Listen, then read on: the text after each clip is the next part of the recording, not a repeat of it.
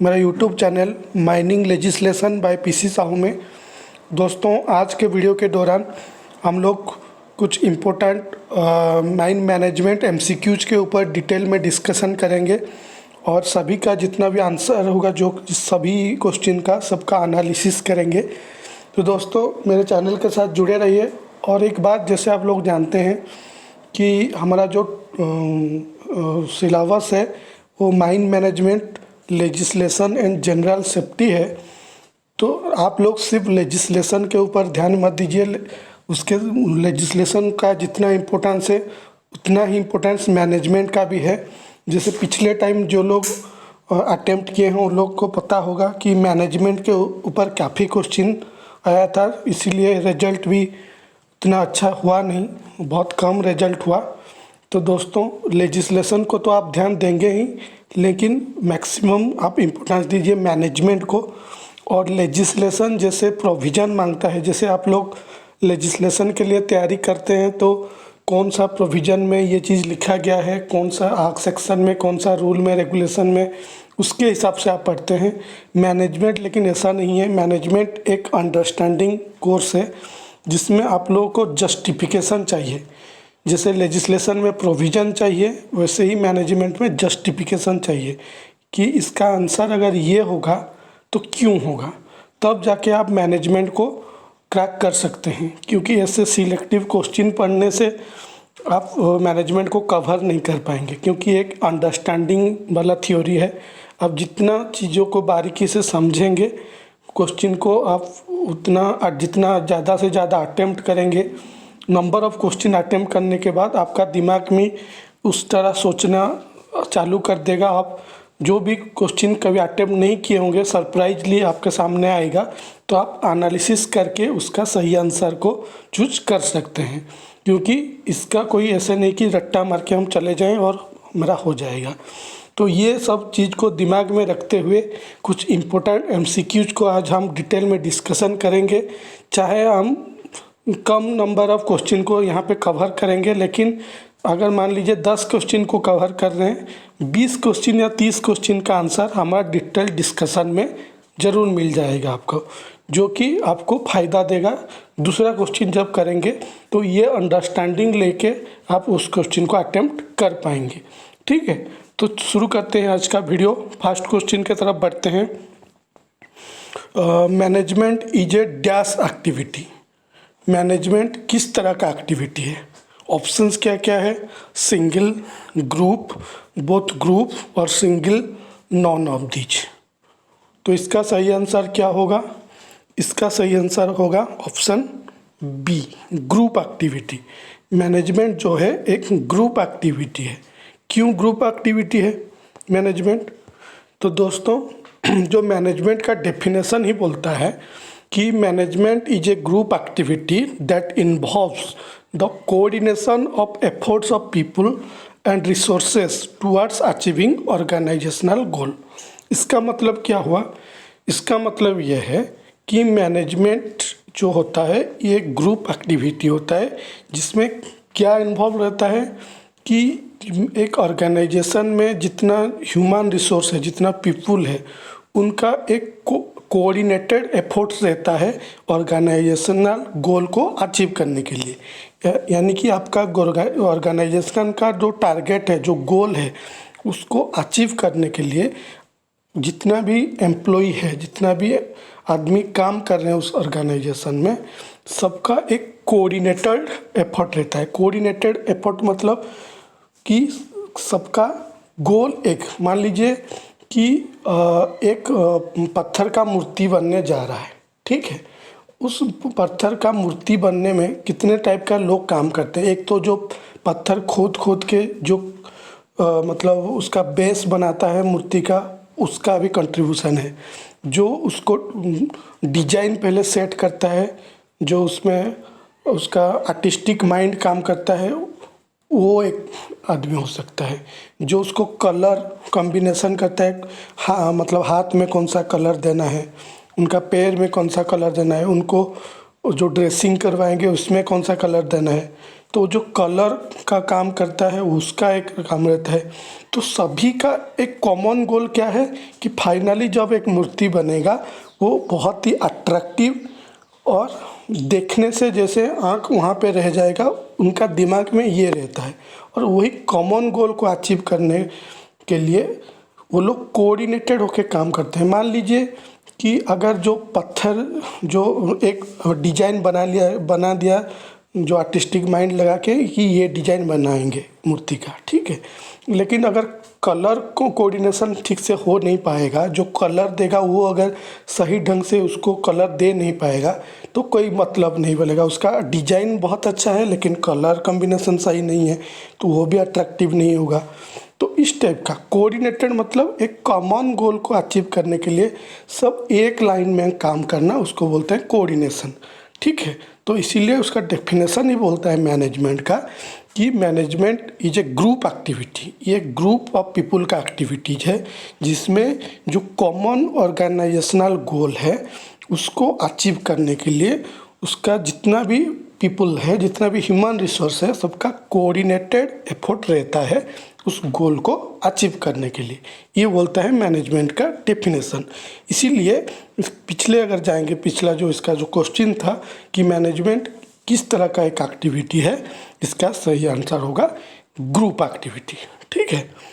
तो ये है उसका जस्टिफिकेशन कि क्यों एक ग्रुप एक्टिविटी होगा, ठीक है। Next question, grapevine is dash type communication, formal communication, lateral communication, downward communication, informal communication. जो ग्रेपवाइन होता है वो किस टाइप का कम्युनिकेशन होता है? फॉर्मल कम्युनिकेशन होता है, लैटरल कम्युनिकेशन होता है, डाउनवर्ड कम्युनिकेशन होता है या इनफॉर्मल कम्युनिकेशन होता है? तो इसका सही आंसर क्या है? इसका सही आंसर है क्या? Informal communication. तो ये इनफॉर्मल कम्युनिकेशन होता क्या है? पहली बात तो ये है कि जो ग्रेपवाइन होता है वो क्या होता है, पहले तो इसको हमको समझना पड़ेगा ग्रेपवाइन क्या है। फिर बाद में हम देखेंगे कि ये फॉर्मल कम्युनिकेशन क्या होता है, लैटरल कम्युनिकेशन क्या होता है, डाउनवर्ड कम्युनिकेशन क्या होता है और इनफॉर्मल कम्युनिकेशन क्या होता है। जब ये चारों टाइप का कम्युनिकेशन होता क्या है हम समझ जाएंगे और ये ग्रेपवाइन होता क्या है समझ जाएंगे तो इसका आंसर रटना नहीं पड़ेगा, ऑटोमेटिकली आप चूज कर सकते हैं इसका सही आंसर, ठीक है। तो एक के बाद एक चलते हैं। पहले चलते हैं ग्रेपवाइन की तरफ कि ग्रेपवाइन होता क्या है। ग्रेपवाइन जो होता है ये an informal and unofficial way that employees share information and rumors within an organization और विदाउट मैनेजमेंट इन्वॉल्वमेंट। इसका मतलब क्या हुआ?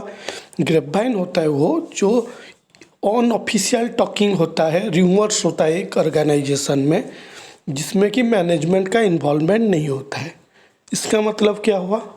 इसका मतलब ये हुआ कि कभी कभी ऑर्गेनाइजेशन में होता है ना कि एक्चुअली मैनेजमेंट कुछ डिसाइड नहीं करता है, ऐसा कुछ ना ही सर्कुलर आता है ना ही कोई मेमो आता है, कुछ आता है, लेकिन एक ऑर्गेनाइजेशन में जो एम्प्लॉय लोग रहते हैं वो एक ऑन ऑफिशियल टॉकिंग करते हैं एक चीज़ के बारे में और वो बहुत जल्दी स्प्रेड हो जाता है।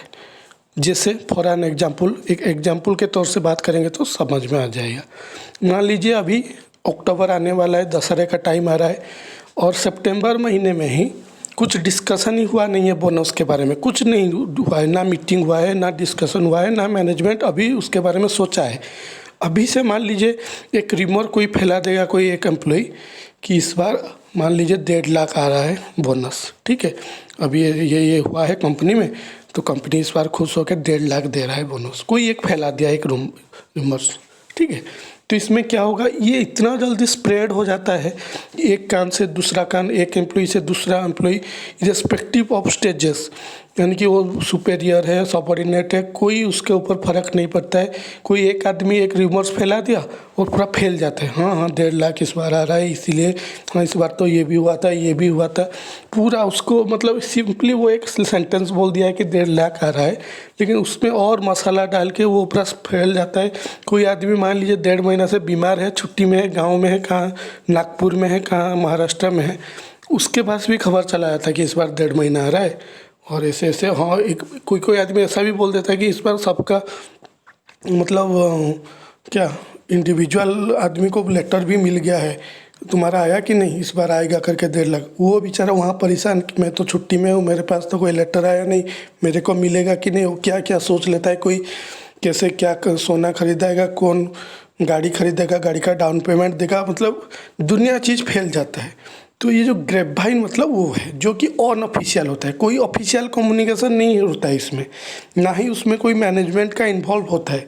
ये एक अनऑफिशियल कम्युनिकेशन होता है जो कि एक र्यूमर्स के तरह नहीं, वो तो र्यूमर्स ही है, क्योंकि जो अनऑफिशियल है चाहे वो सही चीज़ भी हो, जब तक वो अनऑफिशियल है, ना ही कोई नोटिस मिला है, ना ही कोई सर्कुलर आया है, ना ही कोई मतलब ऐसे मतलब कभी कभी होता है ना, न्यूज़ चैनल में भी ऐसे हो जाता है, न्यूज़पेपर में भी ऐसे हो जाता है कि आप कभी कभी इवन हमारा इसमें देखिएगा, कभी कभी व्हाट्सएप ग्रुप में ऐसे ऐसे आदमी लोग लिख देता है उसमें कोई एक पर्टिकुलर चीज़ के ऊपर कि इस बार रोहित शर्मा ले गए वनडे इंटरनेशनल से भी रिटायरमेंट, इस टाइप का लिख देगा।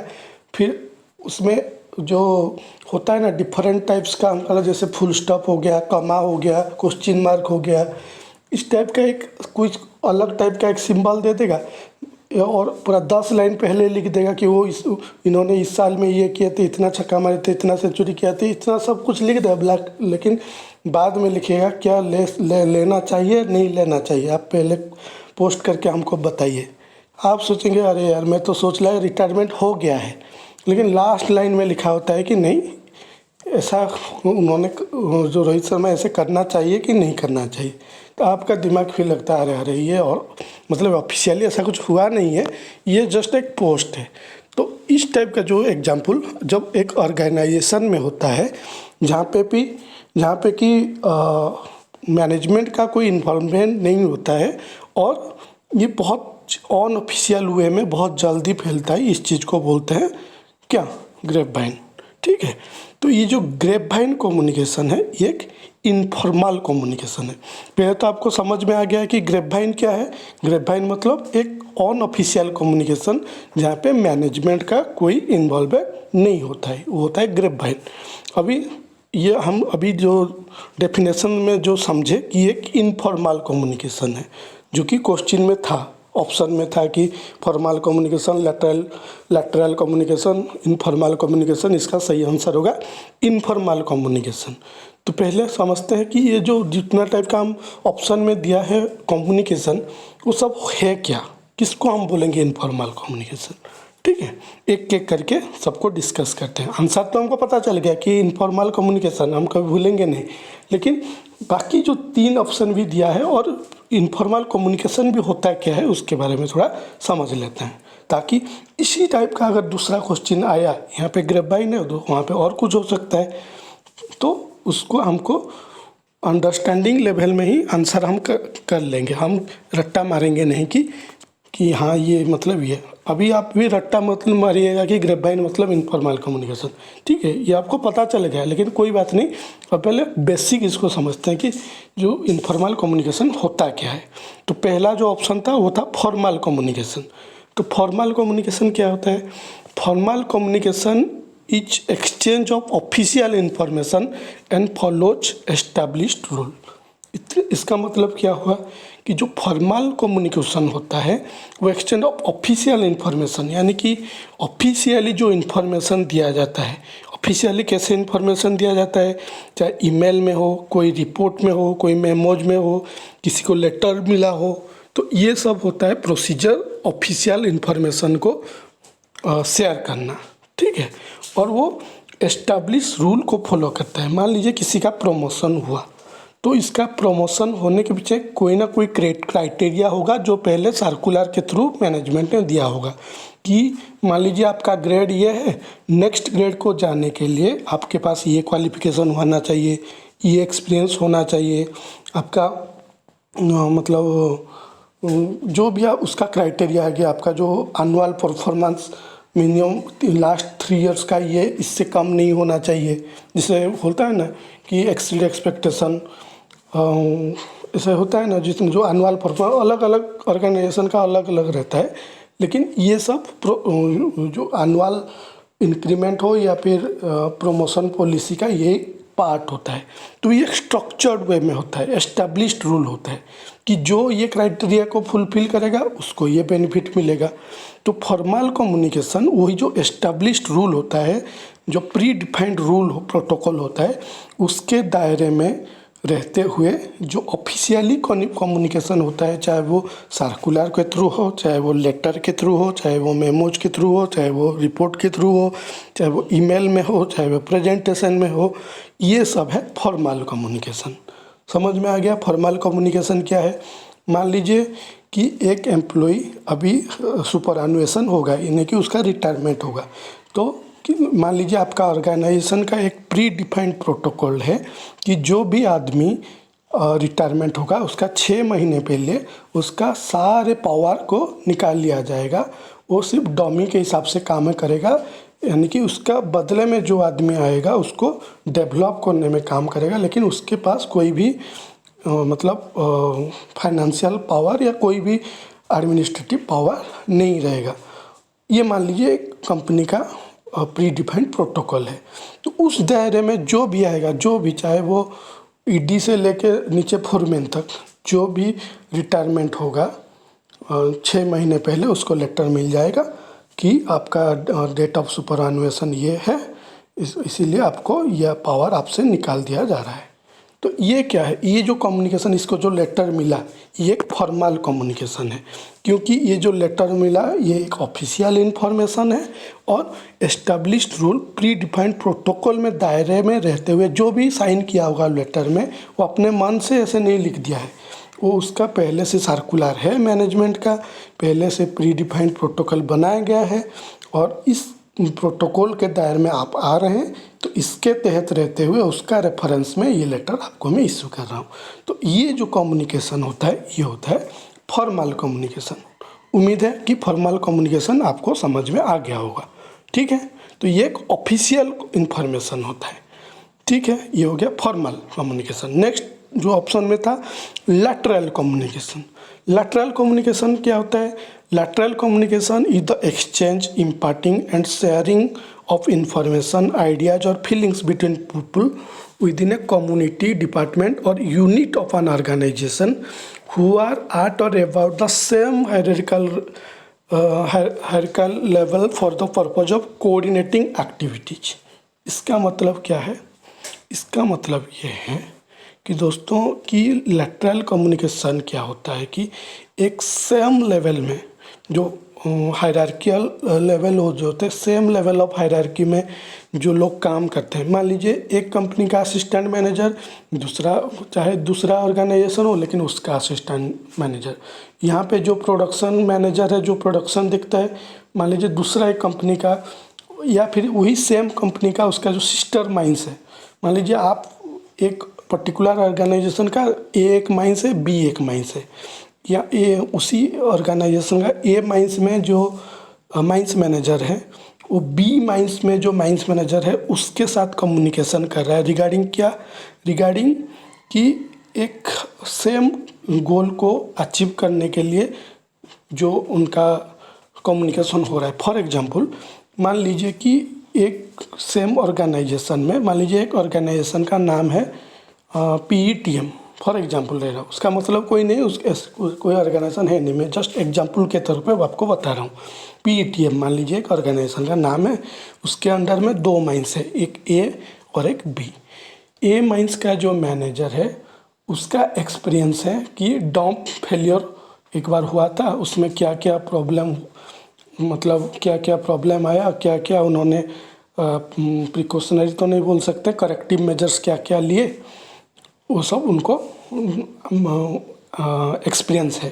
ठीक है, मान लीजिए बी माइंस का एक माइंस मैनेजर, उनका भी इस टाइप का सिचुएशन है और ए माइंस का जो मैनेजर के साथ वो कम्युनिकेशन कर रहे हैं इसके रिगार्डिंग कि हमारे माइंस में भी ऐसे सिचुएशन है, डॉम्प फेलियर होने का चांस है, तो आप क्या क्या करेक्टिव मेजर्स लिए थे हमको भी बताइए। मैं तो इतना जानता हूँ, आप भी क्या, आपका और क्या वैल्यू थोड़ा इनपुट दीजिए हमको, आपका वैल्यूबल सजेशन दीजिए और क्या करना चाहिए।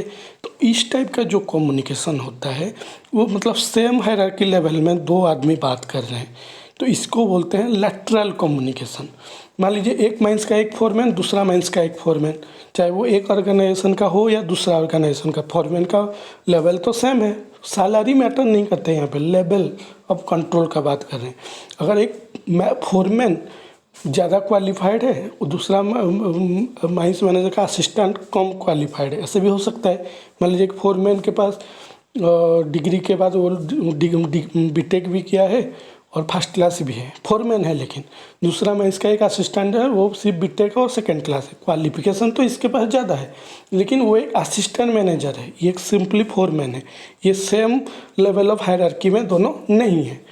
तो ये लैटरल कम्युनिकेशन बोलता है जब दो आदमी, ऐसा आदमी जो सेम लेवल ऑफ हायरार्की में काम कर रहे हैं, यानी कि माइंस मैनेजर मतलब माइंस मैनेजर से बात कर रहा है, फोरमैन मतलब फोरमैन से, ब्लास्टर मतलब ब्लास्टर से, या उसी इक्विवेलेंट लेवल का एक आदमी से। जब दो आदमी सेम हायरार्किकल लेवल में काम कर रहे हैं, चाहे वो एक ऑर्गेनाइजेशन हो, एक डिपार्टमेंट का भी हो, मान लीजिए कि सेफ्टी डिपार्टमेंट का हेड और ट्रेनिंग डिपार्टमेंट हेड से बात कर रहे हैं, तो सेम हायरार्की लेवल में हो गया काम। या फिर प्रोडक्शन डिपार्टमेंट का हेड ट्रांसपोर्ट डिपार्टमेंट का हेड से बात करें, तो सेम लेवल ऑफ हायरार्की हो गया। तो एक सेम लेवल ऑफ हायरार्की में काम करने वाले दो आदमी के बीच में जो कम्युनिकेशन होता है वो हो सकता है एक ही ऑर्गेनाइजेशन का हो सकता है दो अलग अलग ऑर्गेनाइजेशन का हो, लेकिन उनका लेवल ऑफ हायरार्की सेम होना चाहिए। उनमें से जो डिस्कशन होता है वो होता है लैटरल कम्युनिकेशन। ठीक है, समझ गए लैटरल कम्युनिकेशन। पहले हम समझे थे फॉर्मल कम्युनिकेशन क्या है। फॉर्मल कम्युनिकेशन मतलब ऑफिशियल वे में जो प्री डिटरमाइंड प्रोटोकॉल में रहते हुए जो कम्युनिकेशन होता है वो होता है फॉर्मल कम्युनिकेशन। लैटरल कम्युनिकेशन क्या है? लैटरल कम्युनिकेशन मतलब कि सेम लेवल ऑफ हायरार्की में रहते हुए दो पर्सन के बीच में दो कम्युनिकेशन होता है, उसको बोलते हैं लैटरल कम्युनिकेशन। ठीक है, नेक्स्ट जो ये लैटरल कम्युनिकेशन में जो डायरेक्शन होता है वो सेम हायरार्की लेवल पे होता है। उसका जो डायरेक्शन कैसे होता है? सेम हायरार्की लेवल पे। ठीक है, उसका जो नेचर ऑफ कम्युनिकेशन होता है कोलाबोरेटिव होता है। कोलाबोरेटिव मतलब कोलाबोरेटिव इन द सेंस कि उनका पास कुछ आइडिया था, वो उन्होंने बताए, दूसरा आदमी के पास कुछ आइडिया था, उन्होंने शेयर किए। मतलब एक जस्ट डिस्कशन हो रहा है कि नहीं मैं तो इतना जानता हूँ, इसके अलावा और कुछ वैल्यू ऐड कीजिए। यानी कि जब दो सेम लेवल के आदमी बात करेंगे तो कैसे बात करेंगे? मान लीजिए हमारा TGMS में भी मान लीजिए एक रीजन का जो हेड है DMS है, दूसरा एक रीजन का हेड उन DMS से बात करेंगे, तो उसमें क्या बड़ा छोटा कोई कुछ है क्या? वो भी जैसे एक रीजन का हेड है, ये भी एक रीजन का हेड है। इनका जितना मतलब पावर है, कंट्रोलिंग पावर, उनका भी कंट्रोलिंग पावर उतना ही है। तो जब दो आदमी बात करेंगे, उन दोनों के बीच में बात कैसा होगा? कोलाबोरेटिव होगा। उसमें पोलाइटनेस भी रहेगा, उसमें कुछ एक जो इम्पोर्टेंट आइडियाज होगा वो भी शेयरिंग करने का तरीका भी एक जैसे होगा। ऐसा नहीं कि मैं ज़्यादा जानता हूँ आप सुनिए, ऐसा होगा क्या? वो होता है कोलाबोरेटिव। ठीक है, कोई उसमें बॉस नहीं है, कोई उसमें मतलब कोई उसमें सीनियर नहीं है, कोई उसमें जूनियर नहीं है, क्योंकि एक लेवल का दो आदमी बात कर रहे हैं। ठीक है, तो इसलिए उसका जो नेचर ऑफ कम्युनिकेशन होगा कोलाबोरेटिव होगा। ये जो जितना पॉइंट है ये भी एक क्वेश्चन है, आप इसलिए मैं बोला तो नहीं, चाहिए हम 10 तो क्वेश्चन डिस्कशन करेंगे, लेकिन उसमें और 30 तो निकलेगा। इसलिए आप इसका बेसिक भी समझिए और इसको भी नोट कर लीजिए कि जो लैटरल कम्युनिकेशन का जो नेचर होता है वो कोलाबोरेटिव होता है। ठीक है, तो इसका पर्पज़ क्या होता है जो लैटरल कम्युनिकेशन क्या कि ज़्यादा से ज़्यादा इन्फॉर्मेशन कैसे हम ऑब्टेन कर पाएँ, ताकि वो प्रॉब्लम को सॉल्व करने के लिए यहाँ पे मतलब कुछ शेयर करना पड़ता है, कुछ गेन करना पड़ता है।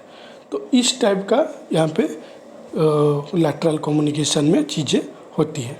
तो ये दोनों कम्युनिकेशन अच्छे से समझ लिए। पहले हम समझे थे फॉर्मल कम्युनिकेशन, यहाँ हम लोग समझ रहे हैं लैटरल कम्युनिकेशन। जो तीसरा था वो क्या था कि डाउनवर्ड कम्युनिकेशन। डाउनवर्ड कम्युनिकेशन क्या होता है? डाउनवर्ड कम्युनिकेशन का डायरेक्शन हमेशा सुपेरियर टू सबऑर्डिनेट्स होता है। सुपेरियर टू सबऑर्डिनेट्स मतलब ये कभी मतलब इसका जो कम्युनिकेशन डायरेक्शन कैसा होगा, ऐसे होगा, स्क्रीन के ऊपर देखिए, ऐसे मतलब ऊपर से नीचे फ्लो करेगा, यानी कि एक सुपेरियर सबऑर्डिनेट को ये कम्युनिकेट करता है। तो इसका पर्पज़ क्या होगा, जब एक सुपेरियर के एक सबऑर्डिनेट को कम्युनिकेट कर रहा है तो ऑर्डर देना होगा, इंस्ट्रक्शन देना होगा, कुछ गाइडलाइन प्रेस्क्राइब करना होगा, कुछ रिस्पॉन्सिबिलिटी असाइन करना होगा। इस टाइप का जो कम्युनिकेशन होता है कि तुम जाओ ये करो, तुमको ये करना पड़ेगा, ठीक है, तुमको मैं ये जिम्मेदारी देता हूँ, कल तक करके आना। तो ये जो सुपेरियर टू सबऑर्डिनेट्स के बीच में, यानी कि बीच में नहीं, सबऑर्डिनेट्स का सुपेरियर के साथ जो कम्युनिकेशन होता है वो अपवर्ड कम्युनिकेशन होता है, लेकिन जब सुपेरियर टू सबऑर्डिनेट जो फ्लो करता है वो होता है डाउनवर्ड कम्युनिकेशन। उसमें पर्पज रहता है कि ऑर्डर देना, इंस्ट्रक्शन प्रोवाइड करना, क्वालिफिकेशन गाइडलाइन प्रेस्क्राइब करना, रिस्पॉन्सिबिलिटी असाइन करना। तो जनरली इसका जो नेचर होता है डायरेक्टिव इन नेचर होता है, यानी कि डायरेक्शन देना जैसा, क्योंकि सुपेरियर टू सबऑर्डिनेट आ रहा है ना, इसलिए उसका जो नेचर होता है डायरेक्टिव होता है। यहाँ पे क्या हो रहा था, इसके पहले जो लैटरल कम्युनिकेशन में कोलैबोरेटिव होता था, कोई किसी को डायरेक्शन नहीं दे रहा है, वहाँ पे जस्ट इन्फॉर्मेशन गेन करने के लिए कोशिश कर रहे हैं लैटरल कम्युनिकेशन में। लेकिन यहाँ पे क्योंकि सुपेरियर टू सबऑर्डिनेट ये कम्युनिकेशन है, ये इसका नेचर होता है डायरेक्टिव, जैसे डायरेक्शन देना होता है। ऑर्डर देना क्या है, डायरेक्शन इन नेचर। इंस्ट्रक्शन किसी को देना है, डायरेक्टिव इन नेचर। किसके लिए, गाइडलाइन फिक्स करना कि तुमको ये है तुम्हारा गाइडलाइन, ये सब चीज़ को मानते हुए तुमको काम करना है, ये भी डायरेक्टिव इन नेचर। तो ये है डाउनवर्ड कम्युनिकेशन, ठीक है। और लास्ट में जो हमारा सही आंसर था इसका क्वेश्चन क्या था, क्वेश्चन था कि ग्रेपवाइन किस टाइप का कम्युनिकेशन है। इसका सही आंसर था इनफॉर्मल कम्युनिकेशन। तो ग्रेपवाइन का केस में जो सही आंसर था इनफॉर्मल कम्युनिकेशन, वो क्या होता है कि वो एक कैजुअल वे में इंफॉर्मेशन शेयर करना होता है। कैजुअल वे में मतलब ना ही उसका कोई मतलब जस्टिफिकेशन है, ना ही उसका कोई मतलब प्रूफ है। जैसे मैं सुना हो तो बोल रहा था कि इस महीना 1.5 लाख आएगा बोनस, मैं सुना था, तो मैं किसको बता रहा हूँ, वो मेरे से सुना, वो फिर किसको बता रहा है, और ये रैपिडली फ्लो करता है क्योंकि इसमें कोई किसी को प्रूफ दिखाना नहीं पड़ रहा है ना। मान लीजिए एक ऑफिशियली कम्युनिकेशन होगा तो उसको प्रूफ दिखाना पड़ेगा ना, ये सर्कुलर आया है, ये सर्कुलर नंबर है, आज आया है, इस साइट में अपलोड हुआ है, यहाँ पे उस नोटिस बोर्ड में लगाया गया है, प्रूफ ज़रूरत है। लेकिन इनफॉर्मल कम्युनिकेशन है क्योंकि कोई मतलब अप्रूवल नहीं चाहिए, ना ही कोई प्रूफ चाहिए, तो ये बहुत रैपिडली फ्लो करता है और ये कैजुअल वे में शेयर होता है, ठीक है, क्योंकि ये कोई प्री डिटरमाइंड रूल को फॉलो नहीं करता है। मान लीजिए किसी के अगेंस्ट ऑफिशियली हम एक्शन लेना चाहेंगे, ठीक है, तो उसमें क्या है, क्लॉज हमको डालना पड़ेगा कि ये क्लॉज को आपने वायोलेट किया है, इसीलिए मैं आपके ऊपर ये एक्शन ले रहा हूँ, ठीक है। ये हो गया ऑफिशियल कम्युनिकेशन जो है फॉर्मल कम्युनिकेशन। लेकिन ये इनफॉर्मल कम्युनिकेशन में कोई प्री डिटरमाइंड रूल को फॉलो ही नहीं किया जाता है, तो इसलिए ये रैपिडली फ्लो करता है और ये कोई डायरेक्शन में फ्लो कर सकता है। सुपेरियर टू सबऑर्डिनेट भी फ्लो कर सकता है, सबऑर्डिनेट टू सुपेरियर भी फ्लो कर सकता है, डायगोनली भी कर सकता है, सेम लेवल पे जो एक सेम लेवल ऑफ हायरार्की में जो लोग काम करते हैं उनके बीच में भी हो सकता है। ये किसी भी डायरेक्शन में काम कर सकता है, ठीक है, it can flow in any direction. तो ये होता है इनफॉर्मल कम्युनिकेशन। जो हमारा क्वेश्चन में था कि ग्रेपवाइन जो है वो एक इनफॉर्मल कम्युनिकेशन। क्यों इनफॉर्मल कम्युनिकेशन, अभी समझ में आया ना, ठीक। नेक्स्ट क्वेश्चन की तरफ बढ़ते हैं। Which among the following is not an element of direction. ये जो 4 ऑप्शन दिए गए हैं, ये 4 ऑप्शन में से कौन सा ऑप्शन डायरेक्शन का एक एलिमेंट नहीं है। क्या क्या है option, motivation, communication, delegation, supervision. इसका सही आंसर क्या है, इसका सही आंसर है डेलीगेशन।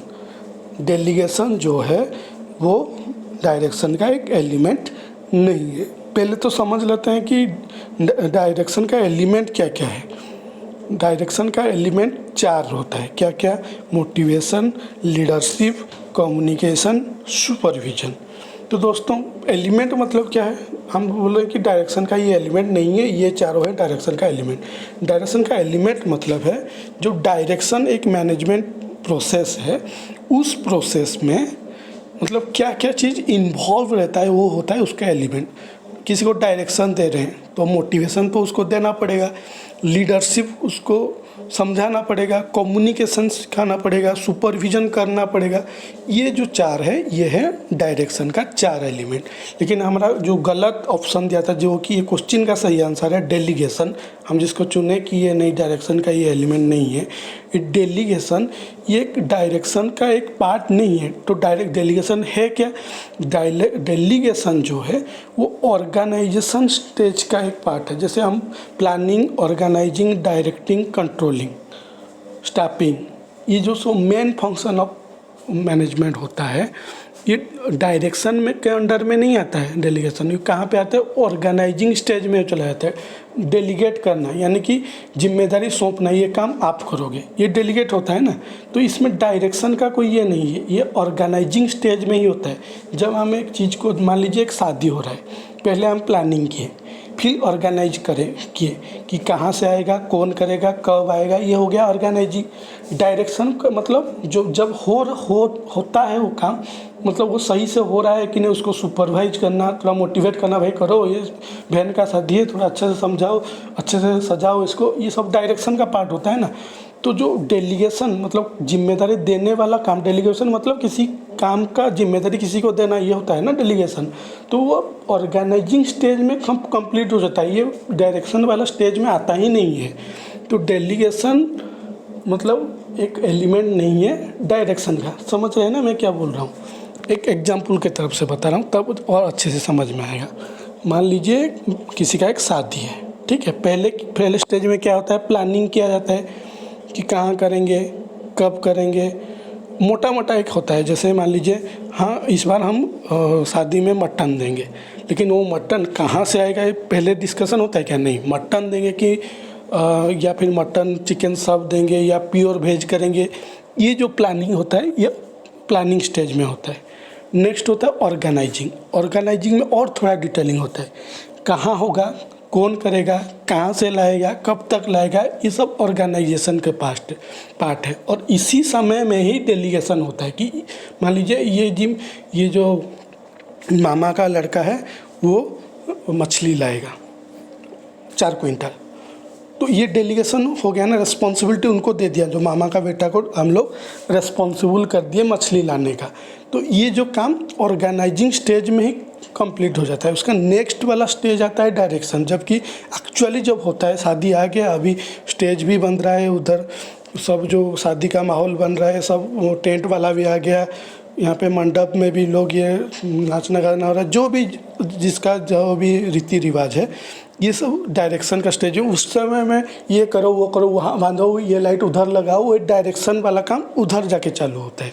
तो ये जो डेलीगेशन वाला पार्ट ये डायरेक्शन का दायरे में आता नहीं है, ऑर्गेनाइजिंग स्टेज में ही कंप्लीट हो जाता है, ठीक है।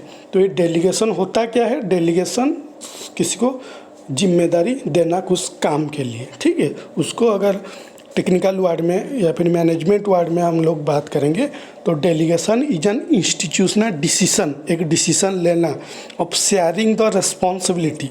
मान लीजिए आप लड़की के पिता है, आपका जिम्मेदारी तो सब है, कहाँ से बारात किस रास्ते में जाएगा, उनको बाराती लोगों को क्या हम नाश्ता देंगे, उनको क्या डिनर या लंच में जो भी हो क्या खिलाएंगे, सब कैसे अच्छे से वो लोग खाएंगे, रिस्पॉन्सिबिलिटी सब उनका घर वालों का है। लेकिन जब वो लोग जिम्मेदारी को शेयरिंग करते हैं एक सही आदमी के साथ, उसको बोलते हैं डेलीगेशन।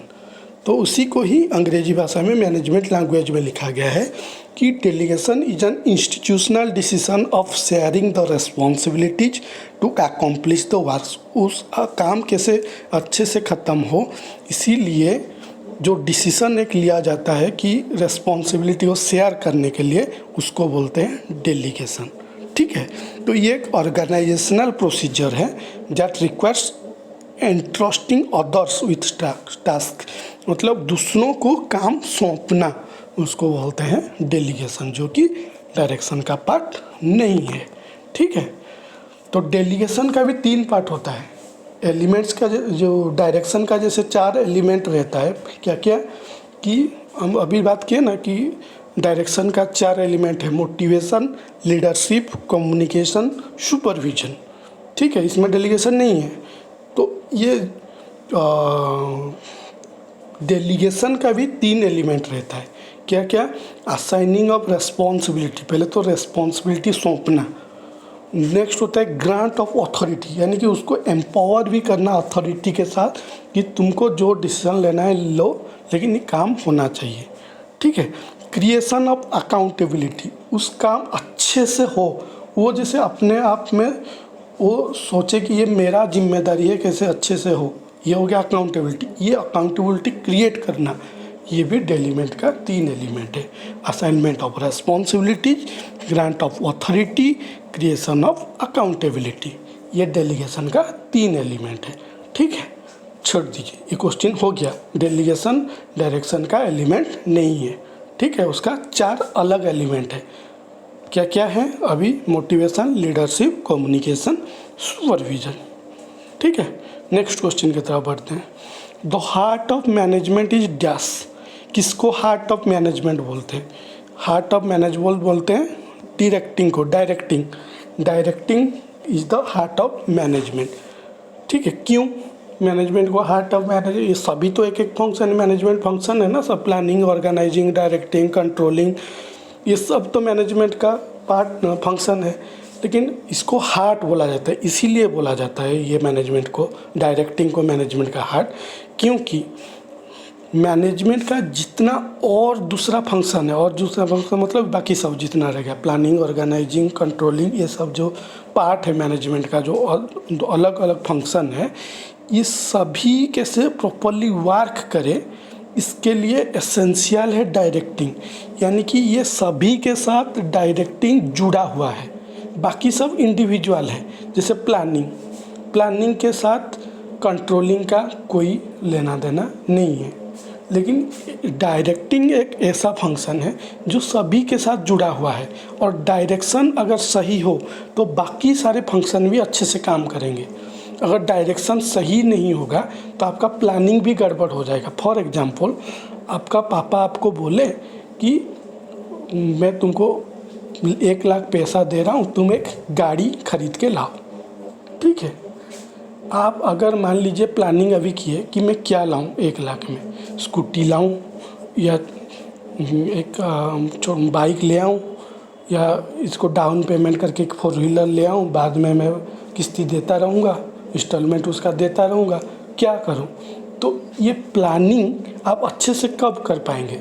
जब आपका पापा आपको डायरेक्शन दिए कि आपको एक गाड़ी खरीदना है, अगर उसमें आपको बोलते कि आपको 2 व्हीलर लेना है, 4 व्हीलर लेना है, कि क्या लेना है, अगर सही से आपको डायरेक्शन देते तो प्लानिंग भी आप अच्छे से कर पाते। अगर मैं स्कूटी लेना चाहता हूँ तो स्कूटी में कौन सा स्कूटी लूँगा, क्योंकि आपका ध्यान और ना ही बाइक पे जाएगा ना ही 4 व्हीलर पे जाएगा, क्योंकि आपको सीधा डायरेक्शन मिला है कि मेरे को स्कूटी ही लाना है। तो आप अभी 1 लाख में जो स्कूटी आता है उसको लूँ, या 1.5 लाख में जो स्कूटी आ रहा है पहले डाउन पेमेंट दे के उसको ले आऊँ, बाद में भरता रहूँगा, उसके बारे में सोच सकते हैं। तो जितना प्लानिंग स्टेज हो, कंट्रोलिंग स्टेज हो, ऑर्गेनाइजिंग स्टेज हो, सभी में डायरेक्शन बहुत इम्पोर्टेंट रोल प्ले करता है। इसीलिए direction is the heart of management. तो इस क्वेश्चन का सही आंसर क्या हुआ? The heart of management is dash directing. समझ गए ना क्यों डायरेक्टिंग है मैनेजमेंट का हार्ट? ठीक है, next question. Which among the following statement relating to leadership is false? Leadership के बारे में कौन सा स्टेटमेंट गलत है? Leadership is the process of influence, leadership is goal oriented, leadership is bossism, a leader must have followers. इसका सही answer क्या है? इसका सही आंसर है ऑप्शन सी, यानी कि ऑप्शन सी है गलत स्टेटमेंट लीडरशिप के बारे में। क्या है, पहले एक एक करके डिस्कस करते हैं। Leadership is a process of influence, सही है कि गलत है? सही है। जो लीडर होता है वो अपना जो अपना जो स्टैंड, जिस चीज़ में स्टैंड लेता है उसके ऊपर दूसरों को इन्फ्लुएंस करता है। तो तब जो इन्फ्लुएंस जितना ज़्यादा कर पाता है वो उतना अच्छा लीडर है। तो जो पहला स्टेटमेंट है, leadership is a process of influence, leadership मतलब इन्फ्लुएंस कर पाना दूसरों को, ये सही है। Next, leadership is goal oriented, ये भी सही है। आपका गोल क्या है, उस गोल को अचीव करने के लिए आपका जो प्रिंसिपल है उसके तरफ दूसरों को आप लोग इन्फ्लुएंस करते हैं। तो पहले गोल होगा तब जाके दूसरों को इन्फ्लुएंस करेंगे, नहीं तो उनको क्या बोलेंगे। तो ये गोल ओरिएंटेड है। पहले गोल सेट किया मैंने कि आपका दिमाग में एक गोल रहता है कि मैं इसको ये अचीव करना है, और दूसरों को उस गोल के तरफ इन्फ्लुएंस करना लीडरशिप का काम होता है। तो दोनों जो स्टेटमेंट है ऑप्शन ए में और ऑप्शन बी में वो सही है। चौथा जो स्टेटमेंट है, लीडरशिप मोस्ट हैव फॉलोअर्स, ये ट्रू है कि फॉल्स है? ये भी ट्रू है। अगर फॉलोअर एक भी नहीं होगा तो फिर क्या है का लीडरशिप हो, उसको तो ऐसे तो फिर लीडरशिप का कोई मतलब ही नहीं है। आपका मर्जी जो करना है कीजिए, जिसको सुनना है सुनेगा, जिसको नहीं सुनना है वो मत सुनेगा। तो इसमें फॉलोअर अगर नहीं है तो आप क्या लीडरशिप दिखा रहे हैं। तो लीडरशिप का ज़रूर फॉलोअर होना चाहिए, तब जाके उसको एक लीडरशिप हम लोग मानेंगे, ठीक है।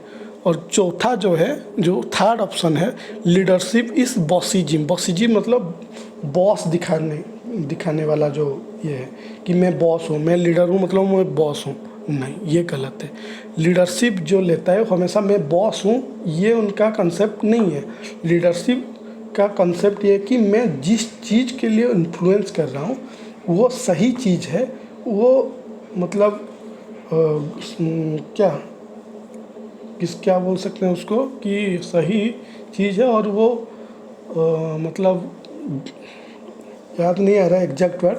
यानी कि जो लीडर होते हैं, इसका मतलब नहीं कि वो हमेशा मैं बॉस हूँ ये सोचते हैं, नहीं, मैं जो गोल के लिए आपको इन्फ्लुएंस कर रहा हूँ वो सही है, ये हमेशा ये सोचते हैं। चाहे ज़रूरत पड़ेगा तो आपको पैर में भी पड़ जाऊँगा कि इसको करवा दीजिए, इसको कीजिए, ज़रूरत होगा तो हाथ भी उठा लूँगा। इसका मतलब नहीं कि मैं सिर्फ बॉसगिरी दिखाऊँगा, बॉसगिरी दिखाना लीडरशिप नहीं है। तो ये जो थर्ड पॉइंट है कि लीडरशिप इज बॉसिज्म, ये गलत है, ये फॉल्स स्टेटमेंट है, जो कि क्वेश्चन में हमको पूछा है कि हमको गलत स्टेटमेंट को आइडेंटिफाई करना है। तो गलत स्टेटमेंट है leadership is bossism, leadership is not bossism, ठीक है। नेक्स्ट क्वेश्चन की तरफ बढ़ते हैं। Which among the following is not a function of management planning, ये तो बहुत सिंपल क्वेश्चन है, फिर भी कुछ लोग गलत कर देते हैं इसलिए डाला हूँ। Planning, staffing, cooperation, controlling. तो इसका सही आंसर क्या है? ऑप्शन सी, कोऑपरेशन जो है वो मैनेजमेंट का फंक्शन नहीं है। कोऑपरेशन एक क्या है? कोऑपरेशन एक प्रोसेस है, मतलब ये मैनेजमेंट फंक्शन नहीं है, ये प्रोसेस है कोऑपरेशन करना। कोऑपरेशन सब लोग सबको कोऑपरेशन करते हैं, तो ये क्या है? ये एक प्रैक्टिस है। कोऑपरेशन मतलब क्या है? कोऑपरेशन मतलब एक practice of working together to achieve common goal. आपका जो कॉमन गोल को अचीव करने के लिए एक साथ काम करने का जो प्रैक्टिस है उसको बोलते हैं कोऑपरेशन। बोलते हैं ना, मेरे को वो कोऑपरेट नहीं कर रहा है, यानी कि मेरे साथ वो खड़ा नहीं हो रहा है, जबकि मैं ये गोल को अचीव करने के लिए हम दोनों नियोजित हैं, दोनों काम कर रहे हैं, लेकिन वो मेरे को कोऑपरेट नहीं कर रहा है, यानी कि एक साथ काम करने वाला तो मतलब रवैया नहीं दिखा रहा है। तो कोऑपरेशन मतलब क्या है? Cooperation is a practice of working together to achieve common goals, ठीक है। ये मैनेजमेंट का फंक्शन नहीं है। Next question, policy formulation is the function of dash, top level management, middle level management, lower level management, all of these. इसका सही answer क्या है? पॉलिसी फॉर्मुलेशन करना किस लेवल का मैनेजमेंट का काम है?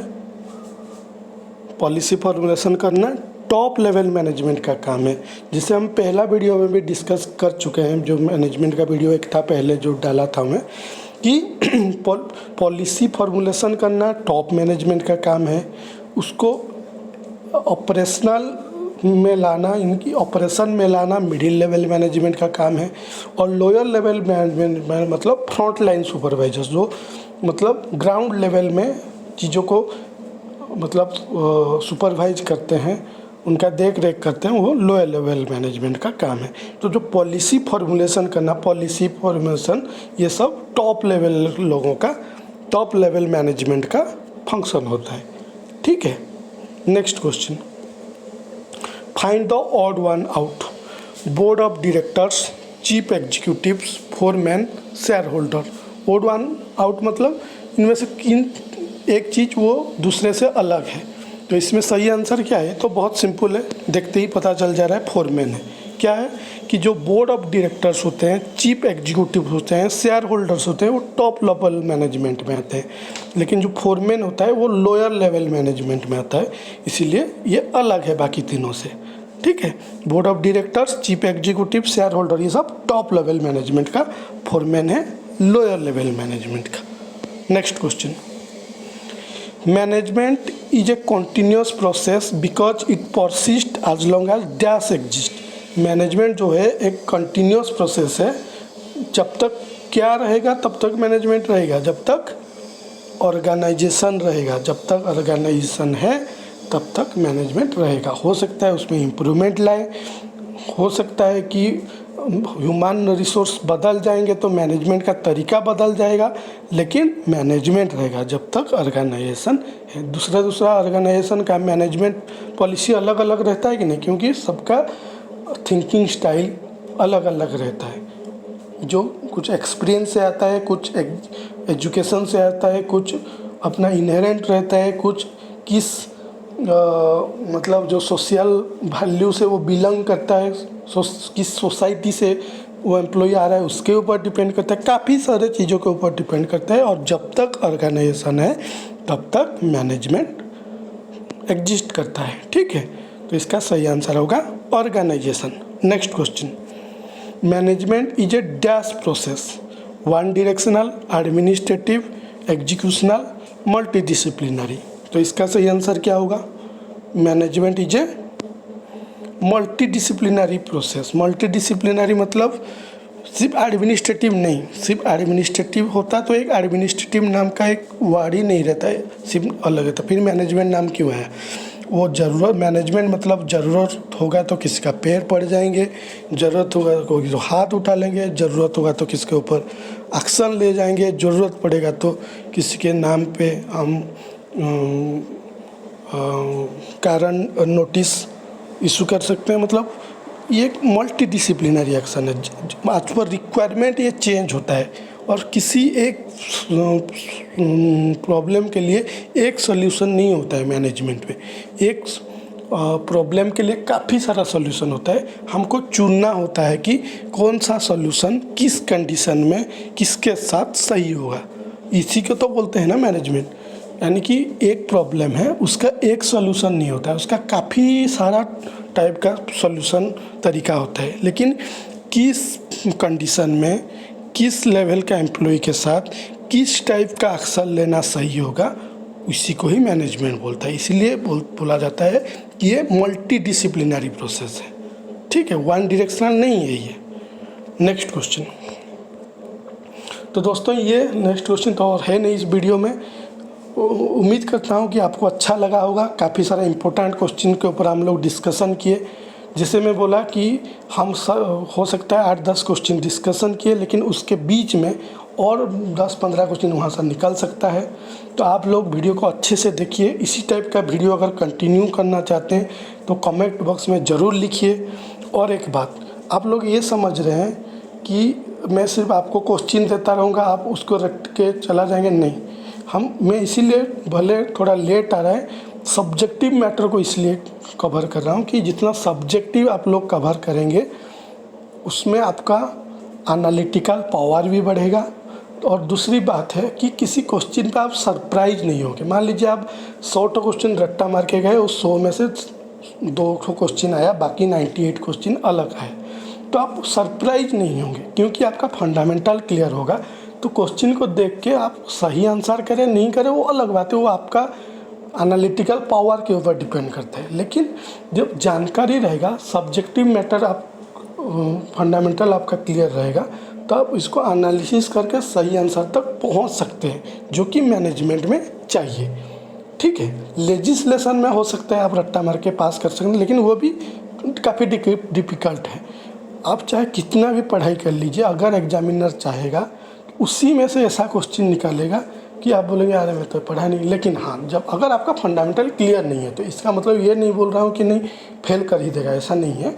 अगर आपका फंडामेंटल क्लियर है तो क्वेश्चन वो कैसे भी डाले आप उसको आंसर कर पाएंगे। लेकिन अगर फंडामेंटल क्लियर नहीं हो कि आप खाली मेरे को 100 क्वेश्चन दे दीजिए मैं रट्टा मार लूँगा, इस टाइप का अगर आपका रवैया होगा, आपका मतलब थिंकिंग स्टाइल इसी दिशा में जाएगा, तो हो सकता है आप एग्जामिनेशन में धोखा खा सकते हैं। तो दोस्तों, इसी टाइप का सब्जेक्टिव मैटर मैनेजमेंट के ऊपर अगर आपको चाहिए, मतलब इसी टाइप का वीडियो अगर आप चाहते हैं कि मैं अपलोड करूं, तो कमेंट बॉक्स में ज़रूर डालिए। जितना ज़्यादा कमेंट आएगा फिर मैं मैनेजमेंट के ऊपर जाऊंगा, नहीं तो फिर वही लेजिस्लेशन, क्योंकि लेजिस्लेशन में कुछ लोग वीक है, कुछ लोग मैनेजमेंट में वीक है, कुछ लोग जनरल सेफ्टी में वीक है। तो हर टाइप का आदमी को मैं एक साथ लेने के लिए प्रयास कर रहा हूं, और मैं उम्मीद करता हूं कि इसी प्रयास में आप लोग भी मेरा साथ दें। और जिस टाइप का वीडियो आपका रिक्वायरमेंट है आप कमेंट बॉक्स में डालिए, और आपका फ्रेंड सर्कल में वीडियो को ज़रूर शेयर कीजिए, ताकि आप जैसे आपका फ्रेंड भी इसका लाभ उठाए।